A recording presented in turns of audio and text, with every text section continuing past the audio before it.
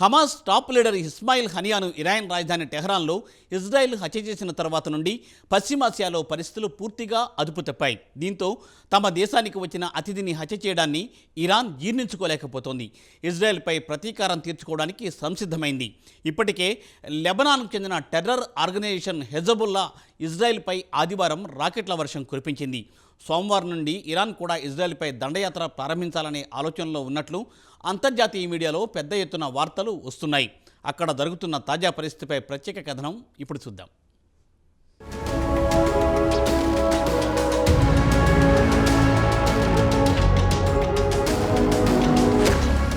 ప్రస్తుతం పశ్చిమాసియాలో యుద్ధమేఘాలు కమ్ముకున్నాయి. గత 10 నెలల నుంచి పాలస్తీనా, ఇజ్రాయిల్ మధ్య కొనసాగుతున్న యుద్ధం కాస్త ప్రస్తుతం మరింత తీవ్రతరమయ్యే పరిస్థితి కనిపిస్తోంది. లెబనాన్లో హెజబొల్లా సీనియర్ కమాండర్ షకూర్ను గత నెలలో ఇజ్రాయిల్ లేపేయడంతో ఇరు దేశాల మధ్య ఉద్రిక్త పరిస్థితులు తలెత్తాయి. తాజాగా ఇరాన్లో హమాస్ సీనియర్ లీడర్ను ఇస్మాయిల్ హానియాను ఇజ్రాయిల్ చంపేయడంతో పరిస్థితి మరింత దిగజారిపోయింది. ఒకవైపు లెబనాన్, మరోవైపు ఇరాన్లు కలిసి ఇజ్రాయిల్పై దండెత్తడానికి సిద్ధంగా ఉన్నాయి. ఇదిలా ఉండగా ఆదివారం నాడు లెబనాన్ ఇజ్రాయిల్పై పెద్ద ఎత్తున క్షిపణులతో దాడులకు దిగింది. సుమారు 50 రాకెట్లతో దాడులు చేయడం, దాన్ని ఇజ్రాయిల్ ఐరన్ డూమ్లతో ఎదుర్కోవడం జరిగిపోయింది.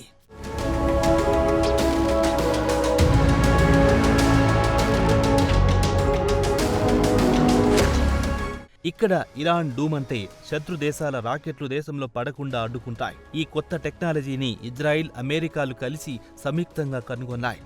శత్రు దేశాలు రాకెట్లతో దాడి చేస్తే రాడార్ ద్వారా దేశంలోకొచ్చే రాకెట్లను గాల్లోనే పేల్చేసే టెక్నాలజీని ఇజ్రాయిల్ చెంత ఉంది. లెబనాన్ పెద్ద ఎత్తున క్షిపణులతో దాడులు చేసినా ఇజ్రాయిల్కు పెద్ద నష్టమేమీ వాటిల్లలేదు. ఇక ఇరాన్ కూడా ఇజ్రాయిల్పై దాడులకు సిద్ధమవుతోంది. దీంతో అమెరికాతో పాటు పాశ్చాత్య దేశాలు ఇజ్రాయిల్కు అండగా నిలుస్తున్నాయి. అమెరికా విదేశాంగ మంత్రి యాంటోనీ బ్లింకెన్ కూడా ఇరాన్ను ఇజ్రాయిల్పై దాడులకు పూనుకునే సాహసం చేయొద్దని హెచ్చరించారు. లేదంటే తర్వాత తీరిగా పశ్చాత్తాప పడాల్సి వస్తుందన్నారు. పరిస్థితులు అదుపు తప్పకుండా ఉండేందుకు అన్ని చర్యలు తీసుకుంటామని white house deputy national secretary adviser John Finer ఏసీబీకి తెలిపారు.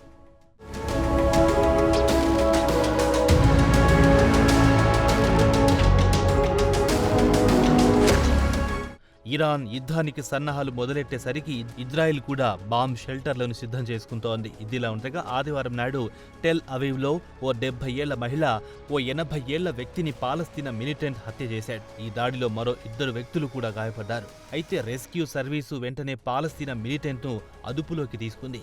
గతేడాది అక్టోబర్ 7న హమాస్ మిలిటెంట్లు ఇజ్రాయిల్పై దాడి చేసి 1200 మందిని హత్య చేయడమే కాకుండా 250 మందిని బందీలుగా తమ వెంట తీసుకెళ్లారు. అటు నుంచి ఇజ్రాయిల్ హమాస్పై పూర్తి స్థాయి యుద్ధానికి దిగింది. ఈ యుద్ధంలో పాలస్తీనాకు చెందిన సుమారు 40,000 మంది మృతి చెందారు. గాజా పట్టణం మొత్తం నేలమట్టమయ్యింది. అటు తర్వాత హమాస్కు చెందిన టాప్ లీడర్షిప్ను ఒక్కొక్కరిని ఏరివేయడం మొదలెట్టింది ఇజ్రాయిల్. దీంతో ప్రస్తుతం పరిస్థితులు తీవ్ర ఉద్రిక్తంగా మారిపోయాయి.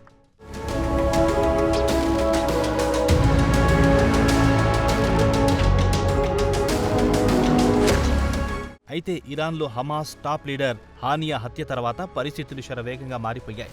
సోమవారం నాడు ఇజ్రాయెల్పై ఇరాన్ దాడులకు సన్నద్ధమవుతోంది. దీంతో అప్రమత్తమైన ఇజ్రాయెల్ ఇరాన్ కంటే ముందే తాము ఇరాన్పై దాడులు మొదలెట్టాలనే ఆలోచనలో ఉంది.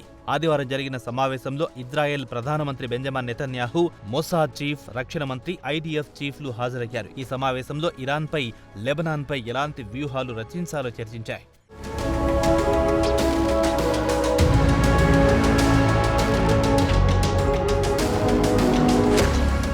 ఇదిలా ఉండగా గత శనివారం నాడు హెజబుల్లా ఇజ్రాయిల్పై దాడులు చేస్తామని హెచ్చరించింది. చెప్పిన విధంగానే ఆదివారం నుంచి దాడులు మొదలెట్టింది. కేవలం మిలిటరీ ఇన్స్టాలేషన్ పైనే కాకుండా దేశంలోని మారుమూల ప్రాంతాలపై కూడా దాడులు చేస్తామని హెచ్చరించింది. ఇదిలా ఉండగా గత నెల జూలై 30న హెజబుల్లా మిలిటరీ కమాండర్ ఫౌదా షకూర్ను బీరూట్లో రాకెట్ దాడిలో చంపేసింది ఇజ్రాయిల్. అతనితో పాటు మరో 5 పౌరులు ప్రాణాలు కోల్పోయారు. దీంతో లెబనాన్ ఇజ్రాయిల్పై ప్రతీకారం తీర్చుకోవడానికి సిద్ధమైంది. అటు తర్వాత హమాస్ సీనియర్ నేత ఇస్మాయిల్ హానియా హత్య తర్వాత ఇజ్రాయిల్పై ఒత్తిడి మరింత పెరిగింది.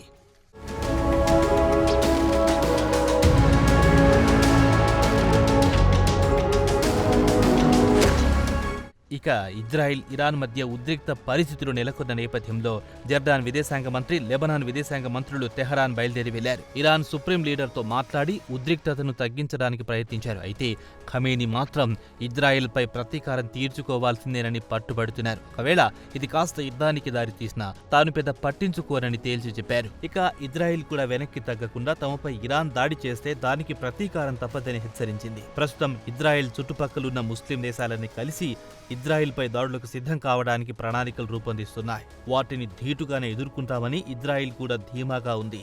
ఇజ్రాయిల్ వెనుక అమెరికా ఉండడంతో రెట్టించిన ఉత్సాహంతో యుద్ధానికి కాలు దువ్వుతోంది.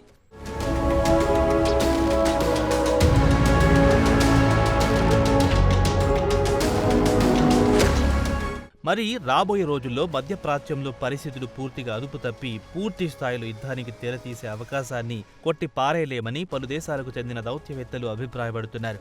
అదే సమయంలో ఇటు టెల్ అవీవ్లో ప్రజలు కూడా ప్రాణాలు అరచేతిలో పెట్టుకొని బిక్కుబిక్కుమంటున్నారు.